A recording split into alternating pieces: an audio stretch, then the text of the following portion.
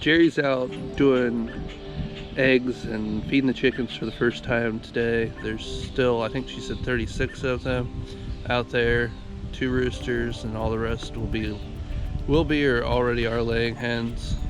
And then she's getting eggs and feeding them, and then we're gonna go to the farmer's market. We're gonna go talk to some of the local growers and producers, and we're gonna go get a few peppers to fill out what we don't have, hopefully, and a couple more tomatoes to fill out what didn't turn out as well as we'd hoped.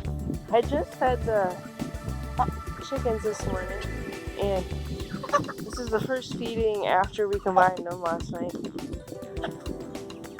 They're mostly hanging out with the older hens are over there, and there's a few older hens with this group, but the poults are mostly hanging out over here. It doesn't look like any of them are fighting too bad, so that's a good thing.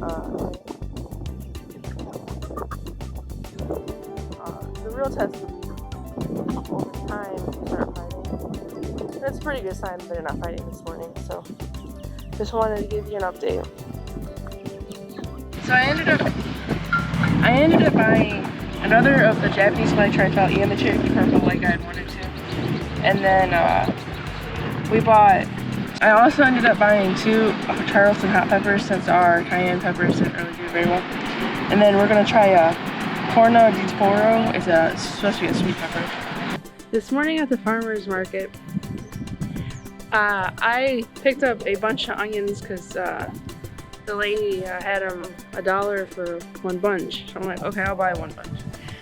It was middle of the morning and it only runs till noon, so she's like, I don't want to take them home, so you can have 2 bunches for $1. And if you don't want eat the second bunch right now, you can just plant them. So that's what we did. We took it was just like this, bundle up like that, and the roots and everything were still on them, so we just put them in the ground. Now I may regret this in a few months, but hopefully it works out, because we don't really know anything about this. She called them multiplying onions, and from what I can tell online, they'll grow up to 14 bunches, but it could just be a common name and it could actually be something else. I don't know. We'll find out when or that multiplying onions could just be a local name that I'm not finding online all the information. So it could be something, I mean, there are onions. It's obvious that there's some kind of onion, but I don't know if they're walking onions or there's potato onions that I saw when I was looking online. So we'll see what they turn out to be like, but we planted 5 rows of 3, so there's 15 of these plants, and I don't know if they'll all take. We'll just have to see. I can't really believe this, but I was in the greenhouse giving some of my picking out tomato plants ready to give away, because like the one variety I had 5 and I didn't really want to grow 5 of one variety. So I was picking tomatoes out of the trays and I was putting them on the table on this side, and we just happened to look. I think Nathan's actually the one that first saw it, but there's at least 9 more tomatoes that just started. Today's Saturday, and I think it was Tuesday when I transplanted it, and none of these were here.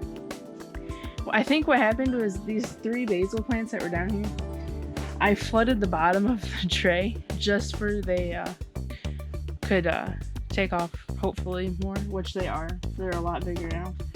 But I had flooded that tray, and for whatever reason, flooding that tray, even though I was watering these like at least twice we were watering the seedlings at least twice a day. For some reason, flooding the bottom of the tray caused, there's at least 9. I think there's more, but some of them are just starting, so it's hard to tell. But it's just crazy. It's been 4 or 5 weeks since we planted these tomatoes, and all of a sudden they take off. I was not expecting that. This is just crazy to me. Like, kind of I'm at a loss for words because totally unexpected. Anyway, so I guess the moral of the story is don't give up on your seeds, even if you think that they're none of them are going to sprout.